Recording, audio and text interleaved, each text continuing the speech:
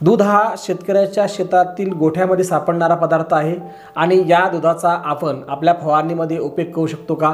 आपण या दुधाची ड्रिचिंग करू शकतो का? या दुधाच्या ड्रिचिंग आणि फवारणीने आपल्या पिकाला काही फायदे आहेत का? त्याबद्दलचा आजचा व्हिडिओ आहे। चॅनलवर नवीन असाल तर चॅनलला सबस्क्राइब करायला विसरू नका, बरोबर लाईक करायला सुद्धा विसरू नका। सर्वात पहिले पाहूया आपण की दुधामध्ये काय असते। दुधामध्ये सर्वात पहिले असते carbohydrate, protein, calcium, phosphorus, magnesium, vitamin BA, DAK, fat, energy आणि बॅक्टेरिया जे की लॅक्टोफॅरिन बॅक्टेरिया सुद्धा यामध्ये आपल्याला पाहायला मिळतो। या पद्धतीने दुधामध्ये वेगवेगळे पदार्थ असल्यामुळे दूध हा बुरशीनाशकाचं काम करतो, दूध हा कीटकनाशकाचं सुद्धा काम करतो आणि दूध हा अँटी फंगल म्हणून सुद्धा काम करतो। तो कशा पद्धतीने काम करतो ते आपण पुढे बघूया। दुधाचा आपल्या पिकावर स्प्रे करण्याचे काही फायदे आहेत। त्यातला पहिला फायदा असा आहे की काळे डाग नष्ट करणे। बघा, आपण आपल्या पिकामध्ये जसं गुलाब असेल, झेंडू असेल, भुईमुग असेल, या झाडाच्या पानावर काळे काळे लाल कलरचे किंवा काळ्या कलरचे काही ठिपके आपल्याला दिसून येतात। त्या ठिपक्याचा नायलॅट करण्यासाठी आपण दुधाचा वापर करू शकतो, कारण दुधामध्ये लॅक्टोफॅरिन बॅक्टेरिया असतो आणि ज्या बॅक्टेरियाचं काम काळ्या डागाचा नायलॅट करणे असतो। जेवढे बी काळ्या डागासाठी किंवा ब्लॅक स्पॉटसाठी जेवढे बी मार्केटमध्ये औषधे आहेत त्या औषधामध्ये लॅक्टोफॅरिन बॅक्टेरिया नावाचा घटक आढळतो आणि तो अत्यंत उपयुक्त घटक आपल्या पानावरील काळे डाग काढण्यासाठी आपण वापरला जातो। त्यामुळे आपण दुधामध्ये हा घटक असल्यामुळे आपण दुधाची सुद्धा आपल्या प्लॉटवर फवारणी करू शकतो। त्यानंतर दुसरा फायदा आहे ब्लॉसम ड्रॉप। ब्लॉसम म्हणजे पुष्प, ड्रॉप म्हणजे गळणे, फुलगळ होणे हे सुद्धा काही पिकामध्ये समस्या असतात। जसं टोमॅटोमध्ये हा प्रॉब्लेम सर्वात जास्त येतो। त्यानंतर डाळिंब, या डाळिंब पिकामध्ये सुद्धा हा प्रॉब्लेम जास्त येतो। मिरचीमध्ये सुद्धा हा प्रॉब्लेम जास्त येतो। देठाच्या बाजूला काळा कलर तयार होऊन फुलगळ होणे याला ब्लॉसम ड्रॉप असं म्हटलं जातं आणि या ब्लॉसम ड्रॉपवर अतिशय गुणकारी औषध म्हणजे आपलं दूध आहे। फुलगळ होण्याचं पहिलं कारण की तापमान वाढणे। दूध हे थंड पदार्थ आहे, त्यामुळे आपल्या प्लॉटमधलं तापमान हे नियंत्रित होतं, त्यामुळे सुद्धा फुलगळ थांबते। त्याचबरोबर दुधामध्ये कॅल्शियम हा घटक असल्यामुळे आपण फुल अवस्थेमध्ये जर दुधाचा स्प्रे केला तर कॅल्शियमच्या कमतरतेची पूर्तता होते आणि फुलगळ थांबल्या जाते। त्यासोबत जर आपण कॅल्शियमसोबत जर बोरॉन टाकलं तर अतिशय उत्तम रिझल्ट आपल्याला पाहायला मिळतात। तिसरा फायदा आहे अँटी फंगल म्हणून सुद्धा दूध काम करतं।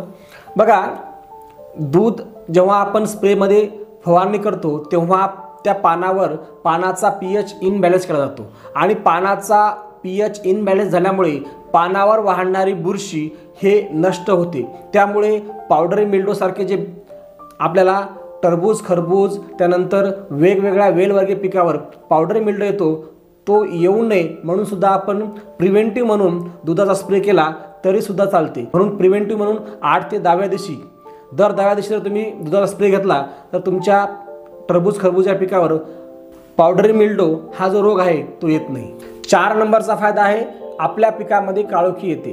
बघा, जेव्हा आपण दुधाचा स्प्रे आपल्या प्लॉटवर करतो तेव्हा दुधामध्ये असलेलं प्रोटीन हे नत्र उपलब्ध करून देण्यास मदत करतं आणि झाडाला भरपूर प्रमाणात नत्र उपलब्ध होतो आणि नत्र उपलब्ध झाल्यामुळे आपल्या झाडामध्ये काळोखी येते। यामध्ये फुलांची संख्या, फांद्यांची संख्या वाढते आणि आपलं जे पीक आहे ते हिरवगार आपल्याला दिसून येते। 5 नंबरचा आणि सगळ्यात महत्त्वाचा फायदा की दूध हे कीटकनाशक म्हणून काम करते। जेव्हा आपण दुधाचा स्प्रे आपल्या प्लॉटवर घेतो तेव्हा ते कीटकनाशक म्हणून काम करते असं पंजाब युनिव्हर्सिटी ऑफ इंडिया यांचा सर्वे आहे।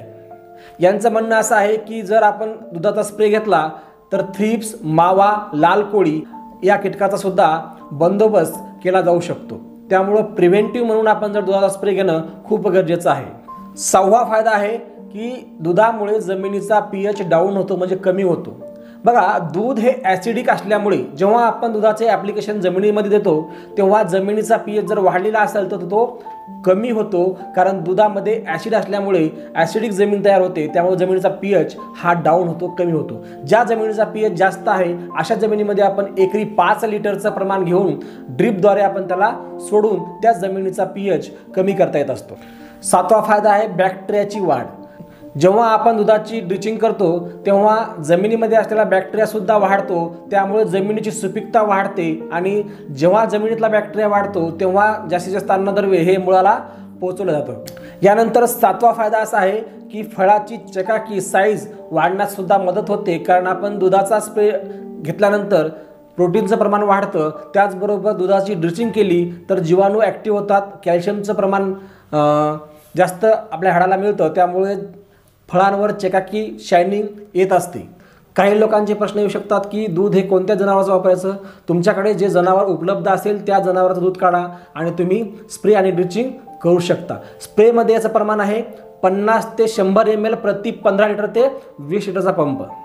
त्यानंतर ड्रिचिंगमध्ये तुम्हाला 2 लिटर ते 5 लिटर या पद्धतीनं तुम्ही ड्रिचिंगमध्ये ड्रीपमधून सोडू शकता. त्याचबरोबर दूध हे रासायनिक औषधासोबत सुद्धा वापरू शकतो, याचा कुठल्याही प्रकारचा साईड इफेक्ट नाही. मित्रांनो, आजचा तरुण स्मार्ट शेतकरी व्हावा, जास्तीत जास्त उत्पादन त्यांनी घ्यावे आणि शास्त्रशुद्ध पद्धतीनं शेती करून त्याला जास्तीत जास्त उत्पादन घेण्यासाठी आम्ही एक कोर्स लॉन्च केलेला आहे. ज्या कोर्समध्ये आम्ही शेतीबद्दलच्या काही समस्या आणि शेती करत असताना आपण व्यवसाय म्हणून कसं पाहायला पाहिजेत, जमिनीचं मॅनेजमेंट कसं करायला पाहिजेत, पाण्याचं मॅनेजमेंट कसं करायला पाहिजेत, त्याचबरोबर आपल्याला खत व्यवस्थापन, फवारणी व्यवस्थापन, फवारणी करताना कोणत्या चुका केल्या नाही पाहिजेत याबद्दलचा कोर्स आहे. हा कोर्स सर्व शेतकऱ्यांनी जॉइन करावा. मित्रांनो, हा व्हिडिओ तुम्हाला आवडला असेल तर नक्कीच आपल्या शेतकरी मित्रांना शेअर करा. So thank you. Wish you wealth.